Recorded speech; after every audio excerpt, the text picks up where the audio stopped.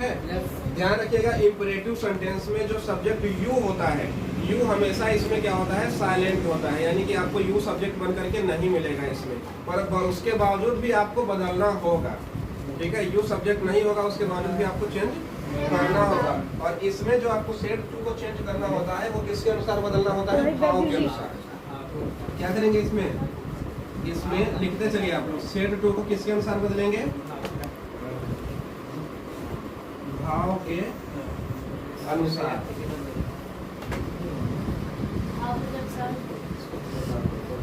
ध्यान रखिएगा जिस तरह से मांग होगा सेंटेंस में उस हिसाब से ही आप सेट टू को बदलाव करेंगे। ठीक है, जैसा मांग होगा उस हिसाब से क्या करेंगे, बदलाव आप लोग करेंगे। जैसे आपको यहाँ पे दे देता है एडवाइज, यानी कि किसी को अगर सलाह दिया जा रहा है तो एडवाइज को किस में बदलते हैं, एडवाइज। ठीक है, प्रार्थना जिसको बोलते हैं, यानी कि रिक्वेस्ट, रिक्वेस्ट को किस में बदलेंगे, रिक्वेस्टेड में। ठीक है, इसको किस में बदलेंगे, रिक्वेस्टेड में बदलेंगे। और अगर आर्डर आ जाता है तो क्या बदलेंगे, आर्डर को,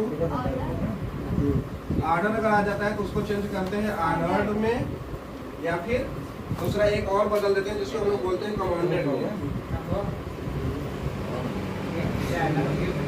कमांडेड में ये किसको बदलते हैं, सेट टू को बदलते हैं, किसको बदलते हैं, सेट टू को। ध्यान रखिएगा। और इसमें इन्वर्टेड कामा को हटा करके कनेक्टिव क्या लगाते हैं, टू लगाते हैं।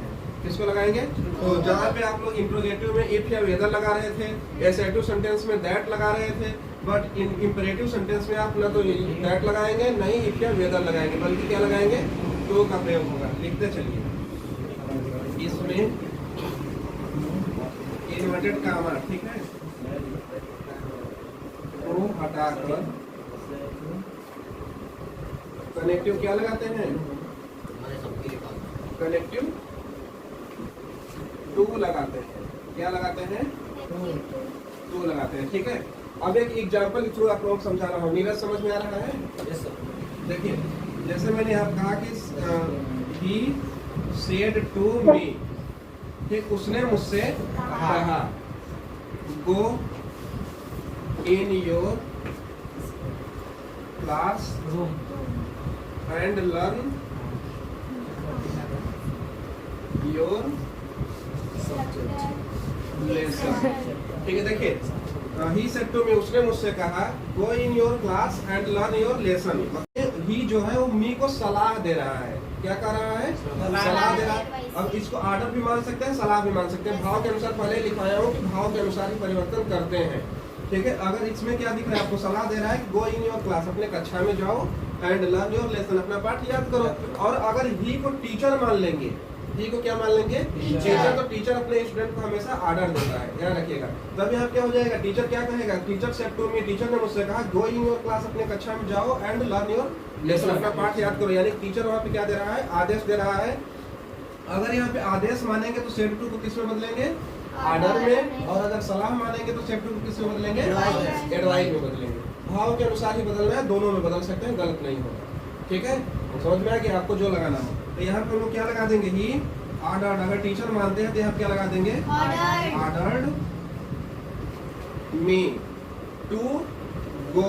अब देखिएगा गो इन, यू, योर क्या है, यू का ऑब्जेक्ट है, यू का पॉसेसिव है, यू का क्या है, पॉसेसिव है। ये बदलेगा, ये सेकेंड पर्सन में आएगा क्योंकि यू सेकेंड पर्सन में होता है।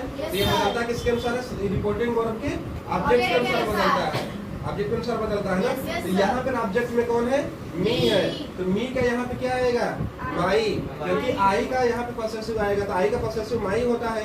तो यहाँ पे क्या हो जाएगा, माई, माई आएगा, माई क्लास एंड लर्न। यहाँ पर ये भी बदल जाएगा, ये भी हो जाएगा माई, और यहाँ पर भी योर, फिर यहाँ पर भी माई ही आएगा, माई लेसन।